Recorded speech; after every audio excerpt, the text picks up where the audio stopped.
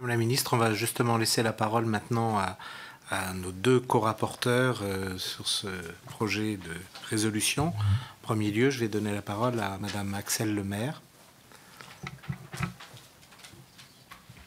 Merci Madame la ministre de votre présence parmi nous.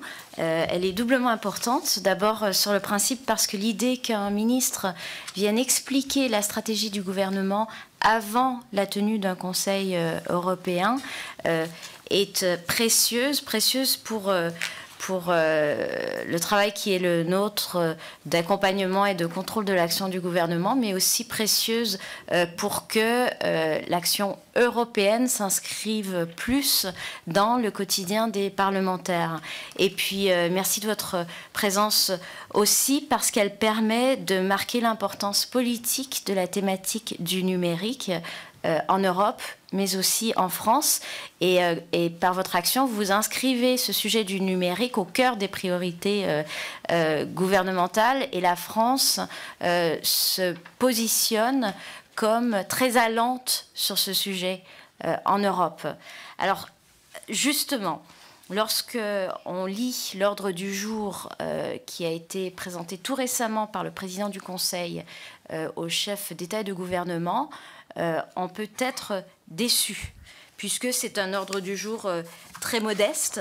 Il concerne essentiellement deux chapitres. D'abord, le développement du marché unique du numérique à horizon 2015. Alors, qui cette fois est assez ambitieux en termes de calendrier. On ne peut que saluer les avancées visant à faciliter, par exemple, le commerce électronique, les moyens d'échange et de paiement entre les entreprises. Mais cela ne suffit pas pour faire du numérique une industrie performante et compétitive à l'échelon international. Le deuxième volet de l'ordre du jour de ce Conseil européen tel qu'il a été annoncé concerne l'aboutissement d'un espace européen de la recherche et d'un espace européen de l'innovation, là aussi des objectifs que l'on ne peut qu'approuver. En revanche, lorsque l'on compare cet ordre du jour avec la contribution de la France, on est marqué par l'écart d'ambition dans les objectifs affichés. Le premier, manque de stratégie, manque de souffle, il n'y a pas de vision, il n'y a aucune perspective pour faire de l'Europe un continent compétitif à l'échelle du monde, en particulier par rapport aux géants américains du net et à l'Asie qui monte. Alors, comment réorienter tout le continent vers une véritable stratégie? C'est ce que la contribution française contribue à proposer, parce qu'on a bien compris que le numérique présente un énorme potentiel de croissance en termes d'investissement et d'emploi, que les enjeux commerciaux sont très grand, notamment pour l'exploitation des données, et puis que c'est un secteur qui touche tous les citoyens dans leur quotidien en tant que citoyens et en tant qu'usagers et consommateurs. Donc si je reviens à la contribution française, beaucoup d'idées intéressantes. Vous avez parlé de la fiscalité. Il semble que ce chapitre sera difficilement négocié, en tout cas à 27. Et donc, j'aurais aimé savoir où en sont éventuellement les initiatives prises pour essayer d'élaborer une coopération renforcée dans ce domaine, parce qu'il y a beaucoup d'affichage gouvernemental à travers l'Europe. On est très prompt à dénoncer le dumping fiscal qui est opéré par certains États voisins et membres de l'Union européenne. Mais en pratique, peu d'États sont prêts à mettre en place une fiscalité partagée. Également des mesures relatives au soutien à l'innovation. Vous l'avez cité, l'idée d'un Small Business Act à l'européenne qui permettrait d'ouvrir plus facilement les marchés publics aux PME.